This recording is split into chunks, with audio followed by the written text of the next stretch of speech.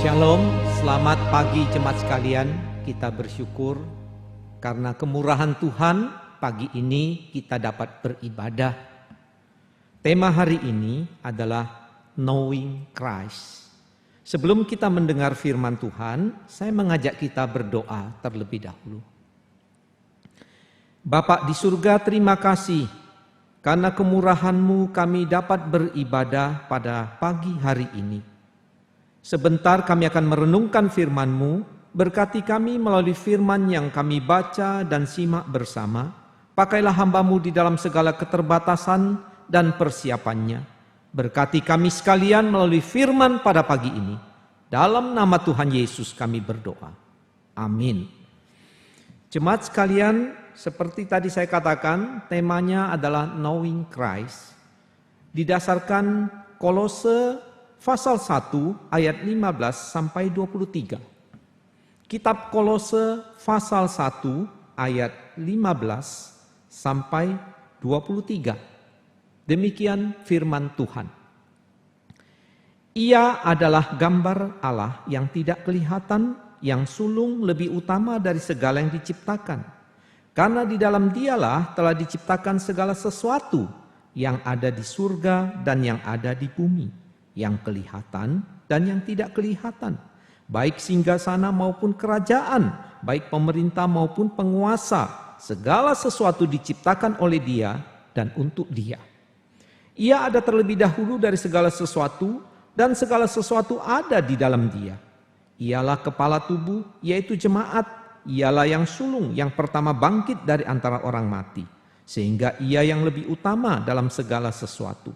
Karena seluruh kepenuhan Allah berkenan diam di dalam Dia, dan oleh Dialah Ia memperdamaikan segala sesuatu dengan dirinya, baik yang ada di bumi maupun yang ada di surga, sesudah Ia mengadakan pendamaian oleh darah salib Kristus.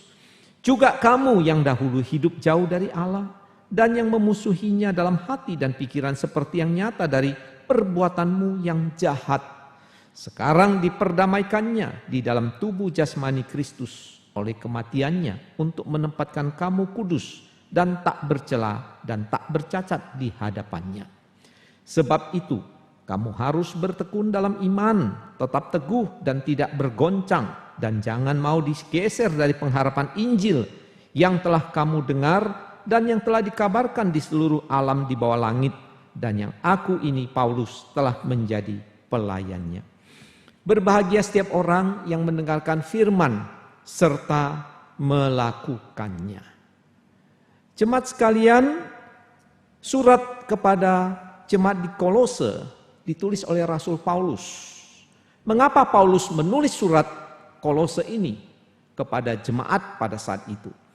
Karena muncul pengajaran sesat di tengah-tengah jemaat. Kemungkinan besar pengajaran sesat ini bersifat gnostik. Jadi mereka menganggap materi ini jahat.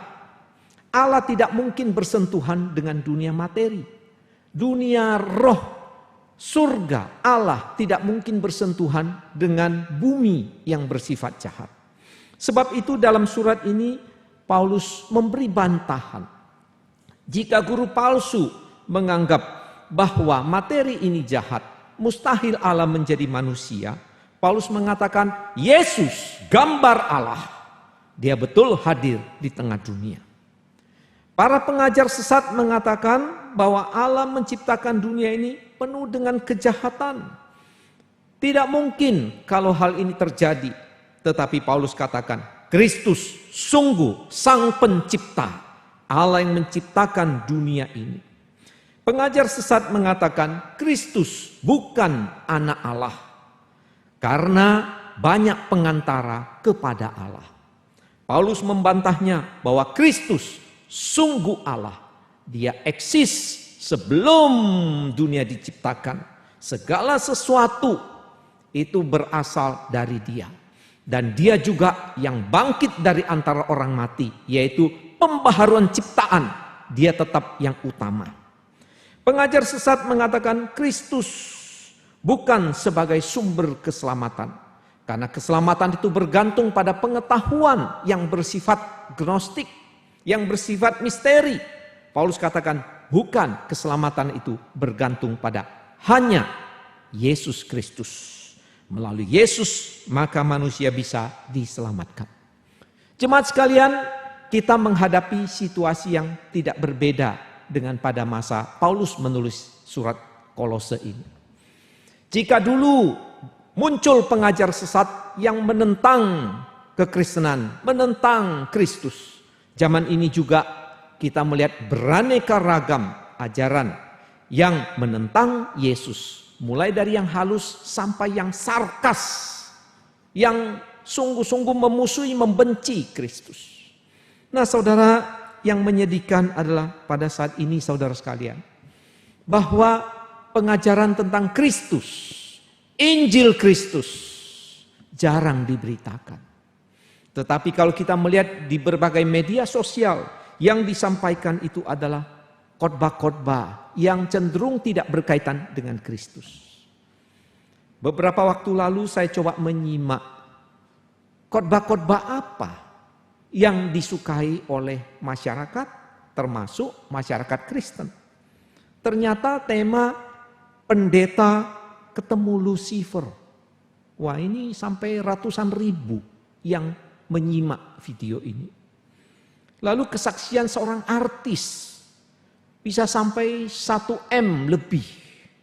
Ada lagi tema yang mirip dengan yang pertama saya sebut tadi, pengalaman bertemu Lucifer.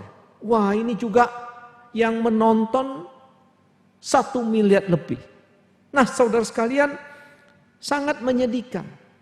Kalau Kristus tidak diberitakan, bagaimana orang bisa mengenal Kristus? Kalau Injil tidak diberitakan, bagaimana orang bisa percaya kepada Yesus? Kalau orang Kristen membuka dirinya hanya kepada khotbah-khotbah yang menyenangkan hati, yang bersifat sensasional, bagaimana imannya bisa bertumbuh? Karena itu saudara sekalian, pagi ini saya mau mengajak kita untuk kembali membuka hati kita. Bagi yang belum percaya Yesus, terimalah Yesus di dalam hatimu, supaya mengenal Kristus. Bagi kita yang sudah percaya Tuhan Yesus, mari kita senantiasa terus menerus membuka hati kita, supaya hari demi hari kita semakin mengenal Kristus. Knowing Christ. Nah saudara sekalian, Alkitab mengajarkan mengenal Kristus ini tidak sebatas akali semata-mata. Bukan sebatas pengetahuan. Bukan sebatas kita tahu kristologi, ilmu tentang Kristus. Menyelesaikan mungkin di perkuliahan atau barangkali di intensif studi Alkitab. Bukan.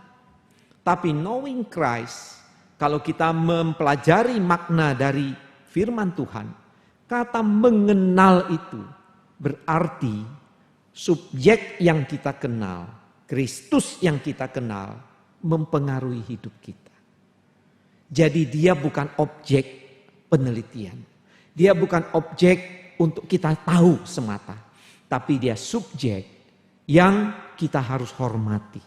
Kita tunduk. Kita membuka diri. Dia mempengaruhi kita. Dia membaharui kita. Sehingga pengenalan kita semakin dalam. Dan kita bisa menjadi saksi Tuhan Yesus. Saudara sekalian, kitab Kolose pasal 1 ayat 15-20 merupakan tradisi liturgi pada gereja mula-mula, di mana Paulus memberi keterangan di dalam suratnya ini. Tapi ini berasal dari tradisi liturgi gereja mula-mula.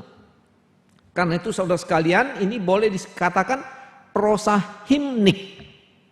Nah, kata him atau dalam bahasa Yunani, himno itu artinya memuji. Yang dimaksud itu memuji di luar manusia. Yang bersifat ilahi. Itu kata him. Jadi kita melihat Kolose pasal 1 ayat 15-20 merupakan tradisi liturgi, him, prosa himnik. Nah kita memperhatikan bagian ayat 21-23 nantinya. Itu adalah bagian penutup dari pujian yang disampaikan oleh Paulus. merupakan kesimpulan ucapan syukur. Itulah kerangka yang akan saya sampaikan melalui khotbah pada pagi hari ini. Saudara sekalian, saya menyampaikan khotbah ini dibagi menjadi 3 garis besar utama. Yang pertama adalah Kristus, Sang Pencipta dan Penguasa segalanya. Yang kedua, Kristus adalah Sang Penguasa ciptaan yang baru.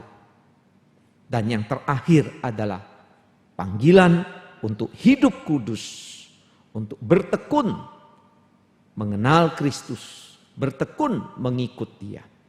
Mari kita masuk pada poin yang pertama, saudara sekalian. Kristus, Sang Pencipta dan Penguasa. Ayat 15 sampai yang ke-17 menguraikan hal ini. Yang pertama kita perhatikan ayat 15.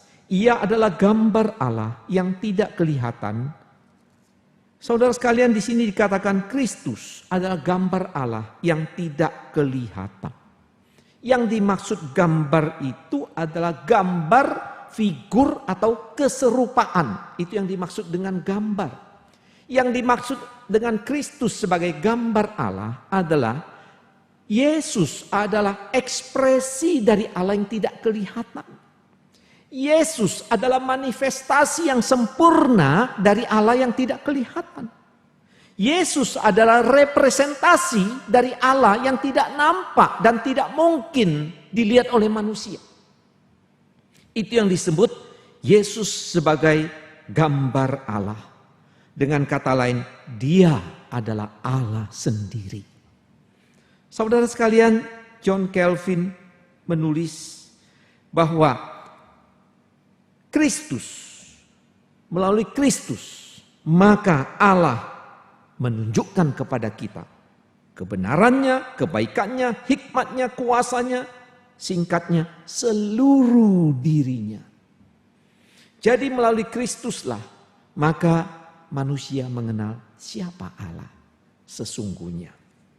Saudara sekalian, kalau orang menyebut Allah Maha Kuasa, bagaimana sih kemahakuasaan Allah?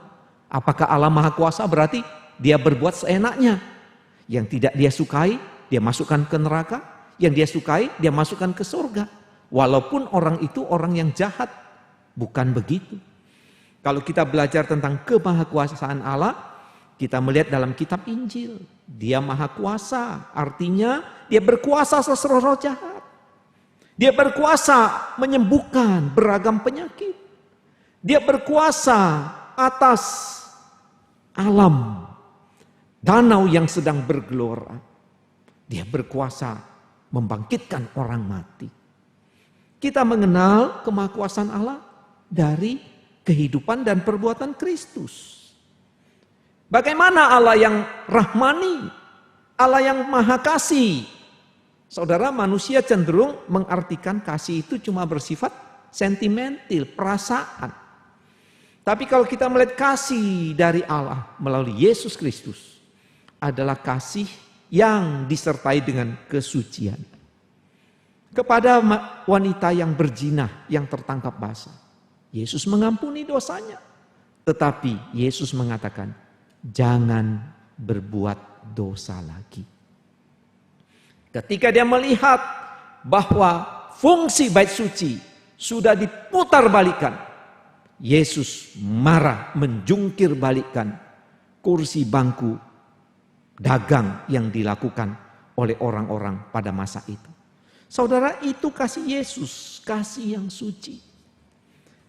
Yang kedua, kalau kita memperhatikan, Yesus pencipta dan penguasa dibahasakan dengan istilah yang sulung dari segala ciptaan.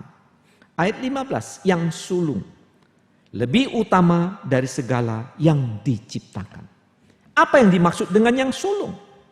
Saudara, ada dua pengertian. Yang pertama adalah yang pertama lahir. Karena itu saudara, ada aliran yang sesat mengatakan Yesus itu diciptakan, makhluk pertama yang diciptakan. Tetapi sebetulnya arti yang sulung yaitu arti kedua adalah menduduki ranking, memiliki hak istimewa. Jadi bukan soal dari segi kelahiran dia anak pertama atau lahir yang pertama. Tapi dia yang sulung berarti punya hak istimewa. Ya, dia punya ranking yang tertinggi. Contohnya siapa? Bangsa Israel. Israel itu latar belakangnya budak. Bukan bangsa yang terhormat. Tapi Tuhan angkat mereka menjadi istimewa di hadapan Tuhan. Begitu juga Daud. Daud anak yang paling kecil. Tapi justru Daud dipilih Tuhan. Diangkat menjadi raja atas Israel. Itu yang sulung. Jadi ketika dikatakan yang sulung lebih utama dari segala yang diciptakan.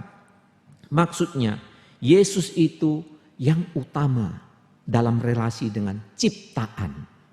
Ingat ini ya, bahwa Yesus adalah yang utama, yang prioritas dalam relasi dengan ciptaan. Dia yang berotoritas. Dia bukan dari debu tanah. Dia suci sempurna. Dan dia sebagai hakim, dia sebagai penguasa atas ciptaan ini. Itu yang dimaksud yang sulung. Karena itu saudara sekalian, pemahaman mengenai yang sulung tidak boleh didistorsi sebagai dia diciptakan yang pertama kali. Bukan.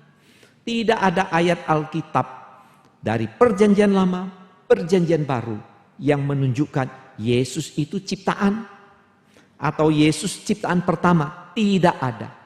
Karena itu kita harus memahami yang sulung dari seluruh kerangka pemikiran perjanjian lama, perjanjian baru.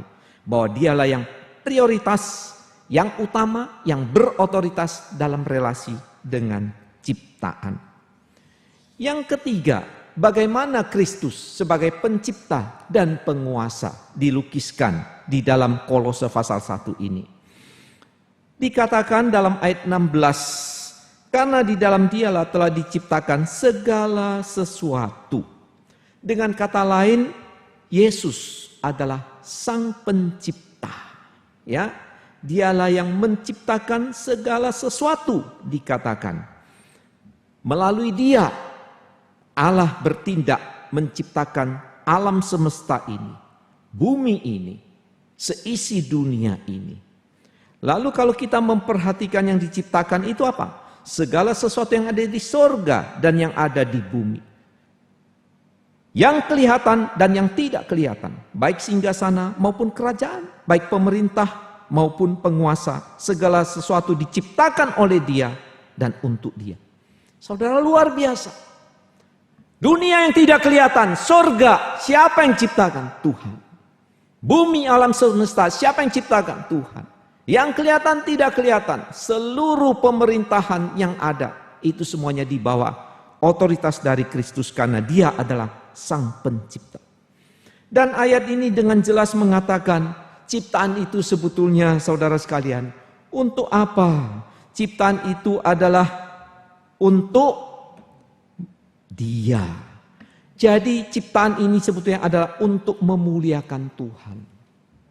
Saudara sekalian, kalau kita mempelajari alam semesta ini, dunia makrokosmos, ketika manusia meneliti ruang angkasa, menemukan begitu banyak jenis bintang, lalu galaksi, jumlah galaksi sampai sekarang tidak diketahui berapa jumlahnya.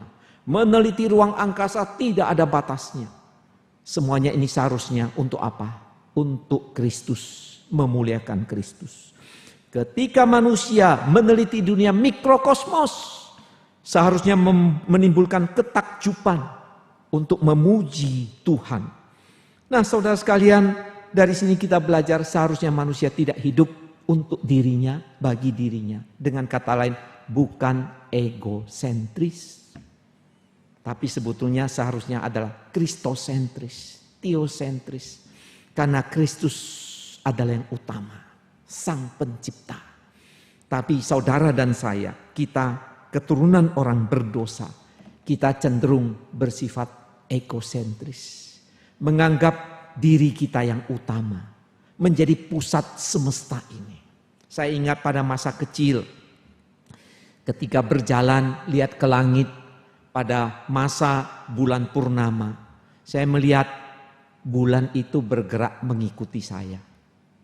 Saya beritahu papa mama saya, bahwa bulan itu ngikut terus. Sebetulnya kan bukan begitu. Bukan bulan yang mengikuti saya. Ya, tapi saya yang bergerak sebetulnya. Bukan bulannya yang bergerak mengikuti saya. Nah saudara, itu pemikiran banyak orang saat ini. Bersifat egosentris. Aku, kepentinganku, untungku. Semuanya serba aku. Nah mari kita melihat dari ayat ini. Bahwa sebetulnya ciptaan itu untuk memuliakan Kristus. Lalu di dalam Kolose pasal 1 ayat 17. Ia ada terlebih dahulu dari segala sesuatu. Nah ini juga bahasa tentang Yesus sang pencipta. Jadi dari segi waktu dialah yang ada. Terus menerus ada. Sebelum segala sesuatu ada. Berarti dari dialah segala sesuatu itu. Saudara, di dunia ini tidak ada yang kekal. Semuanya punya waktu. Punya timeline. Saudara, kita punya hari ulang tahun. Berarti kita pernah tidak ada di dunia. Kita juga punya surat lahir. Berarti kita pernah tidak ada lalu ada di dunia ini. Dan pada waktu orang meninggal dunia saudara, ada batu nisannya. Lahir, meninggal, ditulis tanggalnya. Berarti kita dulu pernah ada, pernah tidak ada, lalu ada di dunia ini, lalu tidak ada lagi karena meninggal di dunia ini. Beda dengan Kristus. Kristus adalah Allah yang kekal. Senantiasa Dia yang ada dan dari dialah segala sesuatu. Kemudian ayat 17b kita melihat dia sang pencipta ini, dia adalah penopang segala sesuatu. Ya, dia pencipta dan penguasa. Segala sesuatu ada di dalam dia. Saudara sekalian, kata ini berarti meletakkan bersama-sama, memegang bersama-sama. Dengan kata lain, semuanya ada secara bersama-sama alam semesta ini karena Yesus yang menopangnya. Yesus yang memegangnya. Jadi semuanya dunia ini bisa berlangsung saudara sekalian karena perlindungan, pemeliharaan, perawatan dan belas kasihan dari Tuhan saja. Nah karena itu saudara sekalian, kalau kita melihat mengapa planet ini bisa berputar pada porosnya. Mengapa matahari bisa terus bersinar? Karena Yesus menopang. Saudara, begitu juga dengan laut. Mengapa terpelihara dengan baik? Saudara, waktu saya mempelajari sedikit tentang virologi. Ternyata laut itu dasar yang memberi kehidupan itu Tuhan pakai itu virus dan bakteri, saudara. Jadi Tuhan menopang laut supaya menjadi sumber kehidupan bagi ikan dan sebagainya. Itu karena Tuhan menopang. Dia memberi udara, tanah dan seterusnya. Begitu juga nafas hidup kita, saudara dan saya. Mengapa ada? Karena Kristus yang memberikan. Nah saudara, dari bagian pertama ini, Kristus pencipta, penguasa. Kita belajar apa saudara? Kita seharusnya belajar untuk merendahkan hati di hadapan Dia. Membuka diri, menghormati Dia. Saudara, khususnya pada masa pandemi, kita melihat betapa kecilnya, betapa sepelenya, betapa tidak berdayanya manusia. Saudara sekalian, dalam salah satu khotbah saya beberapa bulan lalu mengenai Kristus dan COVID-19. Saudara, itu berbicara tentang Kristus sang pencipta dengan virus. Virus boleh dikatakan itu mikroorganisme. Karena dia bukan makhluk hidup. Dia bisa hidup karena dia menempel di sel inang. Tetapi saudara, kita melihat virus yang semula Tuhan izinkan, Tuhan pakai. Itu untuk memberi kehidupan bagi makhluk hidup yang lain. Virus bekerja sama dengan bakteri, bersifat positif. Tapi akibat kejatuhan manusia, virus menjadi liar dan kita menghadapi COVID-19 yang begitu dahsyat penyebarannya pada saat ini. Saudara, kita melihat di sini. Benda yang begitu kecil, yang semi mikroorganisme ini bisa memporak-porandakan kehidupan manusia, saudara. Negara adidaya dibikin kacau. Bahkan saya lihat kemarin 5 negara yang sudah masuk resesi, salah satunya itu adalah Amerika. Kemudian ada Jerman. Saudara, negara yang besar bisa resesi akibat pandemi. Begitu dahsyat. Saudara, kita melihat betapa sepelenya manusia. Betapa kecil, betapa tidak berartinya. Ketika Tuhan izinkan COVID-19, maka kehidupan manusia, baik di bidang dunia hiburan, di bidang keagamaan dan sebagainya, semuanya menjadi kacau. Saudara sekalian, kita melihat betapa lemahnya manusia, betapa tidak berdayanya manusia. Saya percaya saudara sekalian, Tuhan tetap berbicara melalui wahyu umum, termasuk melalui pandemi ini.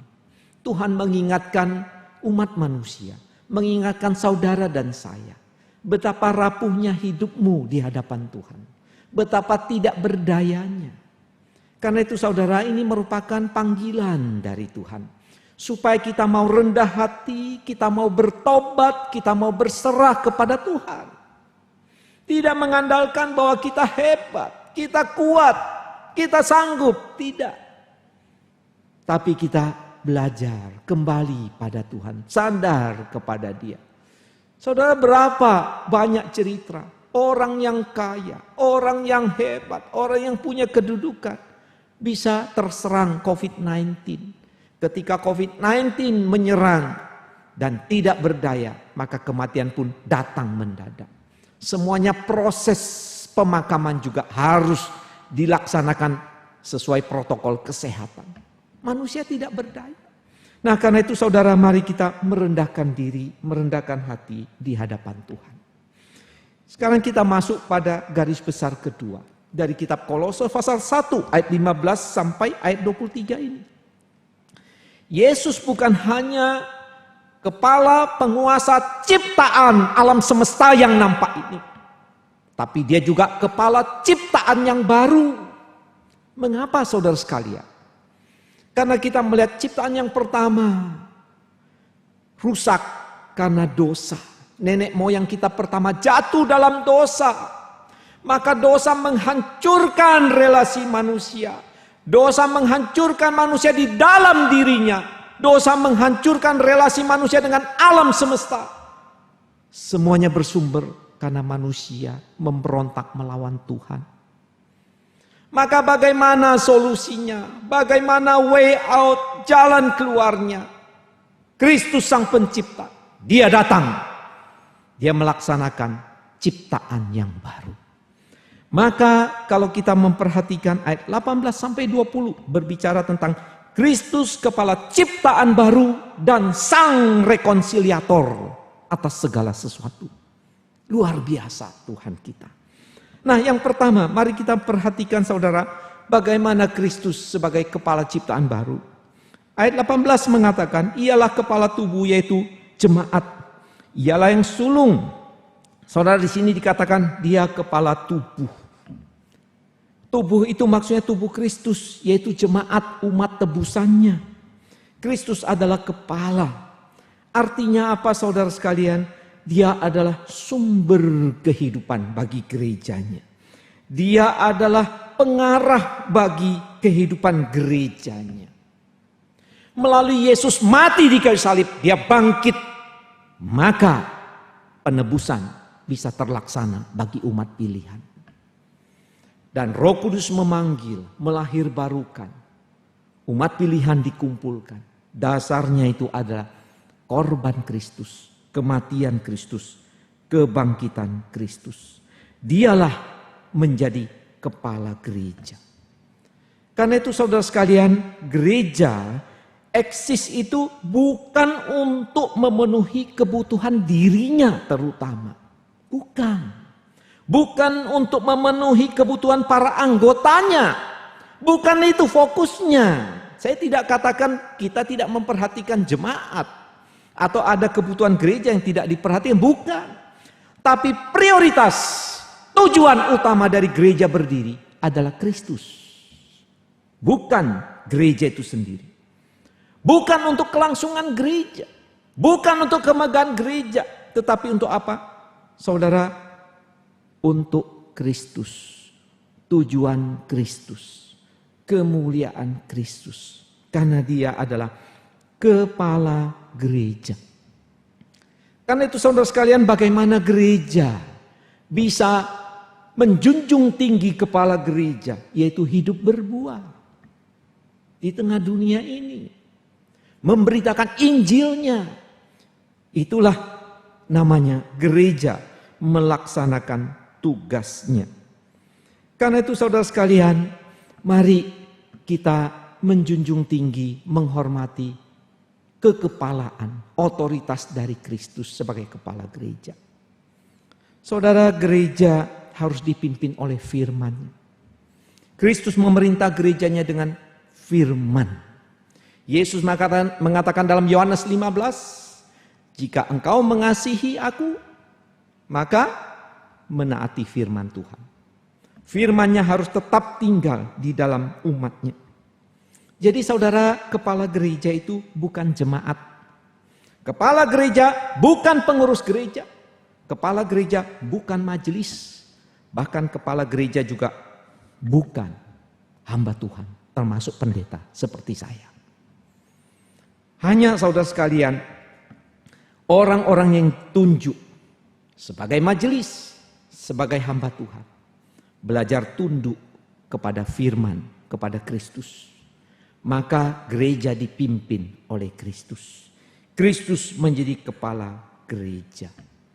Karena itu saudara sekalian, di dalam hidup bergereja, maka tidak boleh gereja itu dibawa oleh sekelompok orang yang tidak takut Tuhan. Dibawa oleh sekelompok orang yang punya ambisi pribadi. Tidak boleh. Gereja tidak boleh dikendalikan. Oh, kalau ini orang kaya, maka dia berhak mengatur gereja. Tidak boleh. Orang ini berjasa nenek moyangnya, maka gereja boleh diatur. Tidak boleh. Dan juga bukan karena, oh orang ini miskin, maka dia berhak mengarahkan gereja. Tidak, saudara sekalian. Gereja hanya boleh diarahkan oleh Kristus melalui orang-orang yang tunduk pada Kristus. Orang-orang yang taat kepada firman-Nya. Saudara sekalian, karena itu firman Tuhan harus menjadi prioritas. Dari mimbar gereja, dari pengajaran gereja, firman Tuhan diberitakan dengan benar, dengan jelas, dengan tegas. Gereja menjunjung tinggi kepalanya, yaitu Kristus. Lalu ayat 18b, saudara sekalian, dikatakan ialah yang sulung yang pertama bangkit dari antara orang mati, sehingga ia yang lebih utama dari segala sesuatu. Saudara sekalian, di sini dikatakan dia yang sulung dari apa? Yang bangkit dari antara orang mati. Saudara, kita melihat di sini bahwa Yesus, kepala ciptaan baru, ditunjukkan, dibuktikan dengan apa? Dia bangkit dari kematian. Itu menjadi model, menjadi panen pertama. Bahwa satu hari nanti akan ada kebangkitan umat pilihan. Kebangkitan orang-orang yang percaya kepada Dia. Ini adalah pembaharuan ciptaan, saudara sekalian. Jadi kita melihat zaman di dunia ini. Zaman sekarang kurang lebih 20 tahun yang lalu. 2000 tahun yang lalu. 2000 tahun yang lalu Tuhan sudah menunjukkan bahwa ada kebangkitan orang mati. Apa yang akan terjadi nanti sudah ditunjukkan melalui kebangkitan Kristus. Ini yang dimaksud dia yang sulung, bangkit. Jadi kita melihat dunia diatur oleh Tuhan sedemikian rupa. Alam semesta yang dulu ini akan berlalu, sudah dirusak oleh dosa. Dunia yang baru, ciptaan yang baru pasti terwujud dan Allah sedang bekerja sekarang ini. Yang ketiga, saudara sekalian, dikatakan dalam ayat 19, karena seluruh kepenuhan Allah berkenan diam di dalam Dia. Saudara, dimaksud dengan ayat ini adalah di dalam Kristus, di dalam pribadi Kristus, seluruh sifat kealahan itu ada di dalam Dia secara sempurna. Karena Dia adalah Allah sendiri. Sifat Allah, tindakan Allah, rencana Allah, tujuan Allah termanifestasi di dalam diri Kristus sendiri. Saudara, Allah pernah hadir melalui bait suci. Perjanjian lama, kemah suci. Tapi kehadiran Allah itu tidak permanen dan tidak sempurna. Ketika bangsa Israel berontak melawan Tuhan, kehadiran Allah meninggalkan kemah suci, meninggalkan bait suci. Tapi bait Allah yang sesungguhnya adalah diri Yesus Kristus. Dia adalah Allah sejati, saudara sekalian. Nah, ini sekaligus membantah terhadap pengajar sesat Gnostik. Mereka katakan tidak mungkin Allah berhubungan dengan dunia. Tidak, buktinya Allah datang ke dunia melalui Kristus. Lalu ayat yang ke-20. Dan oleh Dialah Ia memperdamaikan segala sesuatu dengan dirinya. Baik yang ada di bumi maupun yang ada di surga, sesudah Ia mengadakan pendamaian oleh darah salib Kristus. Saudara, Tuhan Yesus adalah rekonsiliator segala sesuatu.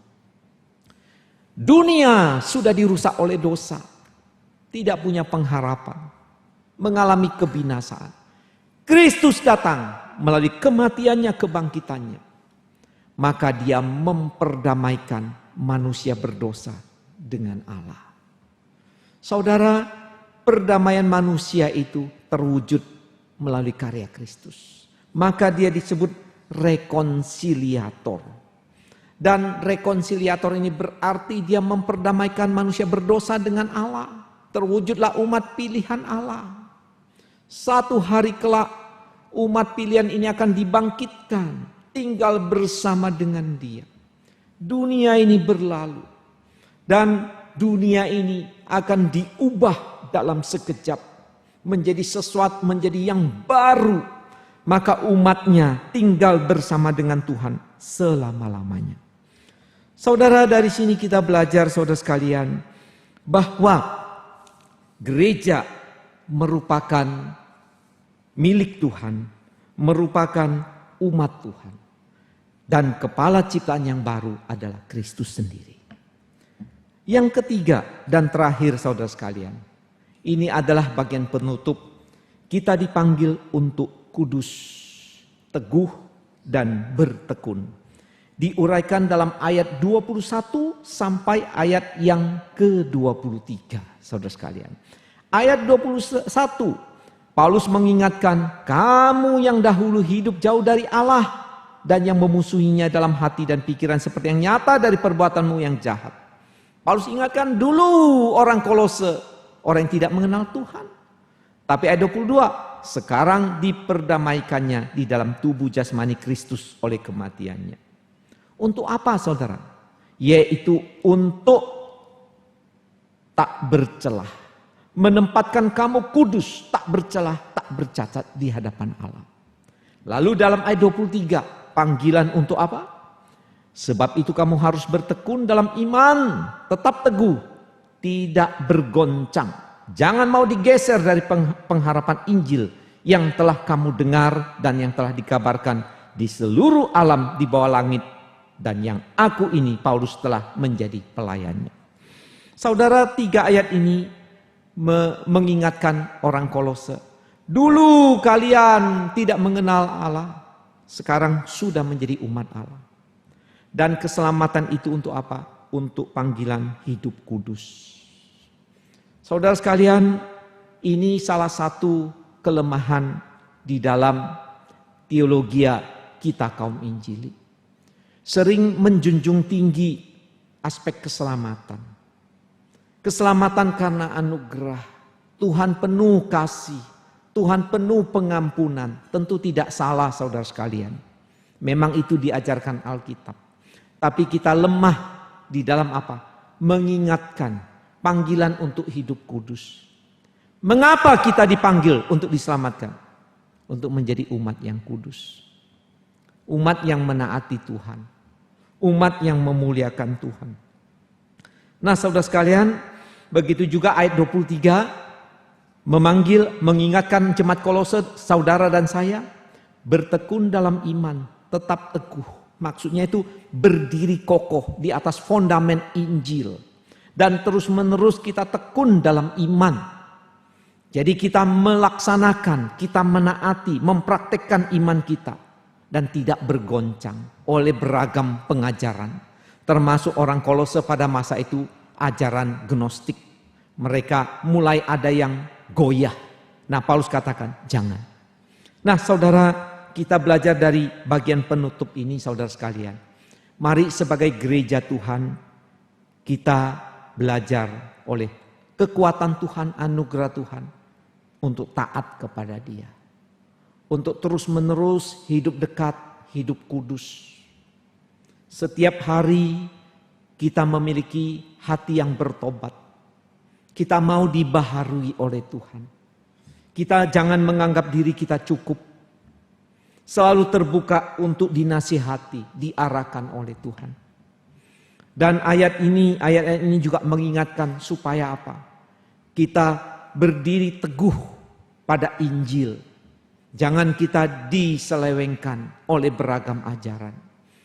Nah, saudara, kita di tengah dunia ini beragam ajaran muncul. Untuk apa? Orang Kristen tidak fokus pada Yesus. Tidak terus bertumbuh dalam pengenalan akan Yesus. Saudara, dunia sedang mengajarkan kita untuk apa? Kita menjadi pusat dunia. Kita menjadi orang nomor satu. Kita menjadi orang terkenal melalui media sosial. Dunia mengajarkan apa? Sekarang kapitalisme menjadi yang unggul. Lalu orang didorong untuk apa? Cari untung.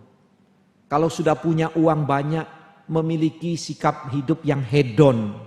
Apa yang menjadi keinginan, kejar saja. Apa yang menjadi hawa nafsu, kejar saja. Saudara, kita juga didorong, bisa diselewengkan oleh beragam ajaran termasuk dalam budaya kita. Saudara, dalam kehidupan bergereja kita juga mau untuk terbuka, diterangi oleh firman. Mana budaya yang tidak sesuai firman, kita rela meninggalkannya. Nah, saudara, tahun-tahun terakhir banyak saya merenungkan mengapa kekristenan cenderung menjadi lemah. Salah satu aspek selain tabiat dosa, tapi juga ada aspek yaitu budaya. Kita harus mengakui di hadapan Tuhan, saudara. Kita bukan orang Yahudi. Kita adalah kaum Gentiles. Budaya-budaya nenek moyang kita itu bercampur aduk. Yang benar dengan yang berdosa. Dan tanpa kita sadari itu bisa terbawa-bawa dalam kehidupan kita. Dalam kebudayaan kita. Ditekankan kalau kamu menjadi orang sukses itu berarti kamu harus mengejar uang. Menjadi orang yang matre, saudara. Materialisme. Saudara, gereja perlu uang. Tapi gereja tidak boleh diatur oleh uang. Saudara, dalam budaya kita terkadang itu begitu dominan.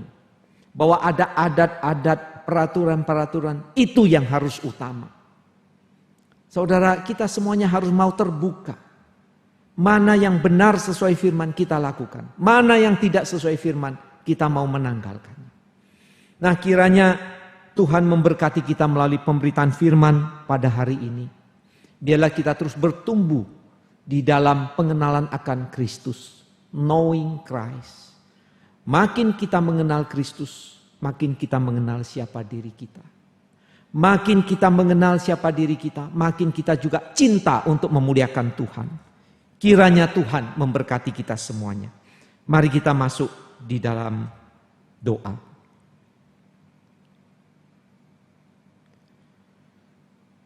Bapa di surga, terima kasih untuk firman pada hari ini. Kami bersyukur Tuhan, karena anugerah-Mu kami diselamatkan, bukan karena jasa dan kebaikan kami, tapi karena anugerah Tuhan semata-mata. Tolonglah kami yang sudah percaya kepada Tuhan, kami terus bertumbuh dalam pengenalan akan Tuhan Yesus, sehingga hidup kami dibaharui dan kami dimampukan menjadi alat kemuliaan bagi nama Tuhan. Ampuni kami akan segala dosa, kesalahan kami. Biarlah setiap hari Roh Kudus melalui firman membarui hidup kami. Jika ada di antara kami yang belum percaya Tuhan Yesus, bila Roh Kudus juga menuntun untuk menerima Yesus sebagai Tuhan Juru Selamat secara pribadi. Terima kasih ya Tuhan, kami serahkan diri kami dalam nama Tuhan Yesus. Amin.